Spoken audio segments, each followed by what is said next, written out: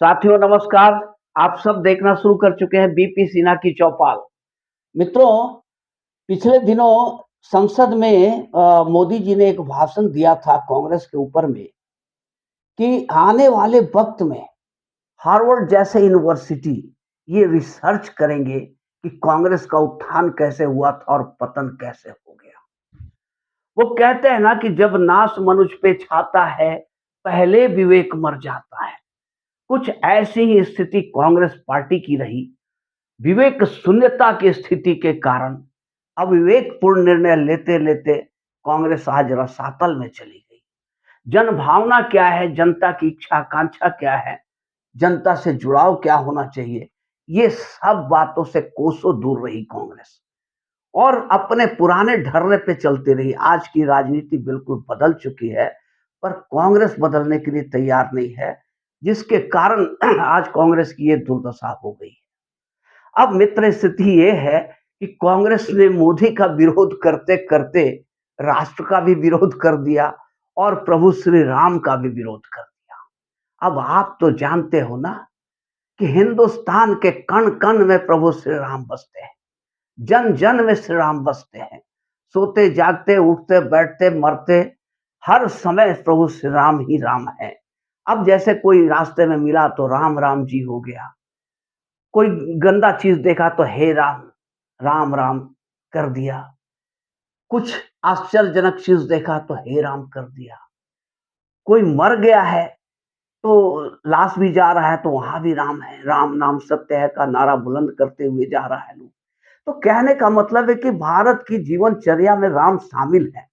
राम को हिंदुस्तान के हिंदुस्तानियों के सनातनियों के जीवनचर्या से प्रभु श्री राम को अलग नहीं किया जा सकता। ये बात कांग्रेस को समझ में नहीं आई और कांग्रेस पार्टी ने राम मंदिर का न्योता ठुकरा दिया। वो गई नहीं वहां प्राण प्रतिष्ठा में। अब इसका अंजाम इतना खतरनाक होगा, इतना भयानक अंजाम होगा, ये कांग्रेस ने भी नहीं सोचा था। आज स्थिति क्या है मित्र कांग्रेस की कि जिधर भी देखो उधर भगदड़ मची हुई है। किसी एक राज्य को उठाकर देखो तो राज्य का राज साफ हो जा रहा है। मुख्यमंत्री विधायकों समेत चले आ रहे हैं, पूर्व मुख्यमंत्री। अब जरा देखो आप, कांग्रेस का हिंदुत्व का जो एक चिन्ह था, एक पहचान थी कि हाँ कांग्रेस भी हिंदुत्व को इज्जत देती है, उसका पहचान क्या था? प्रमोद कृष्णम, आचार्य प्रमोद कृष्णम। उस आचार्य प्रमोद कृष्णम को भी कांग्रेस ने लात मारकर बाहर निकाल दिया। अब इससे क्या साबित हो रहा है मित्र कि कांग्रेस को हिंदुत्व सनातन की कोई परवाह नहीं, कोई चिंता नहीं है। और अब इसका रिजल्ट क्या आ रहा है? मध्य प्रदेश में आप चले जाओ, कमलनाथ जैसा शख्सियत जो अभी हाल तक मुख्यमंत्री रहे हैं मध्य प्रदेश के, वो कमलनाथ अपने पुत्र सहित भाजपा में शामिल हो गए। आप महाराष्ट्र में चले जाओ, महाराष्ट्र के सीएम, जो पूर्व सीएम अशोक चौहान अपने सारे विधायकों के साथ बीजेपी में चले आए।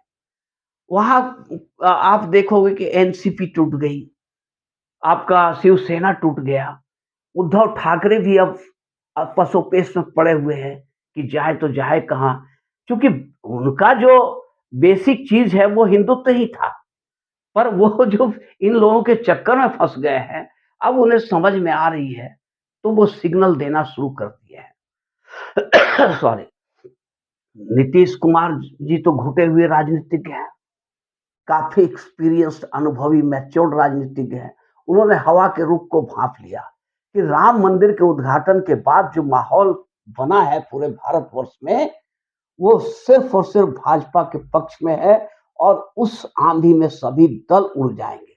जो भाजपा से दूर रहेंगे वो उड़ जाएंगे। इसलिए आज स्थिति ये हो गई कि नीतीश कुमार को फिर से पलटी मारकर बीजेपी में आना पड़ा।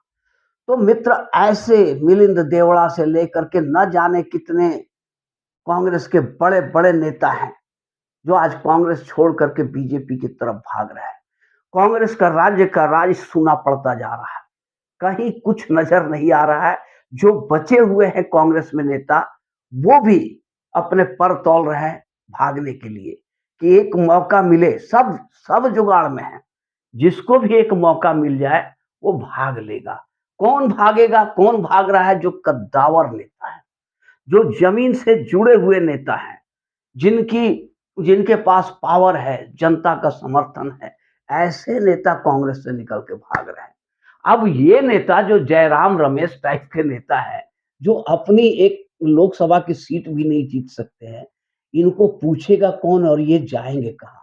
इसलिए इनके जैसा जो नेता है, जो कोई इलेक्शन नहीं लड़ सकते, जीत नहीं सकते अपने दम पर, सिर्फ पिछले दरवाजा, चोर दरवाजे के भरोसे पर रहते हैं कि राज्यसभा से टिकट मिले और संसद में पहुंच जाए। ऐसे ही नेता आज कांग्रेस के साथ वर्तमान में नजर आ रहे हैं। बाकी जितने कद्दावर नेता थे वो सब या तो भाग चुके हैं या भागने के लिए तैयारी कर रहे हैं। आप पिछले दिनों देखो ना, ज्योतिरादित्य सिंधिया जैसे नेता भाग गए, मिलिंद देवड़ा जैसे नेता, ये सब यूथ ब्रिगेड था राहुल गांधी का, ये सब का मोह भंग हो गया। और अभी सचिन पायलट अपने पर तौल रहे हैं, ये भी बहुत जल्द आप सुन लोगे कि बीजेपी में शामिल हो गए। तो ये सब कुछ जो कांग्रेस को दंड मिल रहा है, ये रामद्रोह का, सनातन विरोध का, हिंदुओं से जो धोखाधड़ी किया कांग्रेस ने, अब हिंदू किसी भी कीमत पर कांग्रेस को बर्दाश्त करने के लिए तैयार नहीं है। मित्र, आज से जब मैं बचपन में था, आज से कुछ साल पहले मतलब 20 साल पहले, लोग किसी पार्टी का नाम सुनना नहीं चाहते। सिर्फ और सिर्फ कांग्रेस, जब तक इंदिरा जी की शासन थी तब तक। इंदिरा गांधी जैसी कद्दावर नेता का देहावसान होते के साथ कांग्रेस का क्रमशः पतन शुरू हो गया, और ये पतन होते होते, राजीव गांधी से होते होते राहुल गांधी तक पहुंचते पहुंचते, राहुल गांधी ने तो अंतिम संस्कार ही कर दिया। साथियों, अगर ये वीडियो आप लोग को अच्छे लगे तो एक लाइक और चैनल को सब्सक्राइब जरूर कर देंगे। धन्यवाद।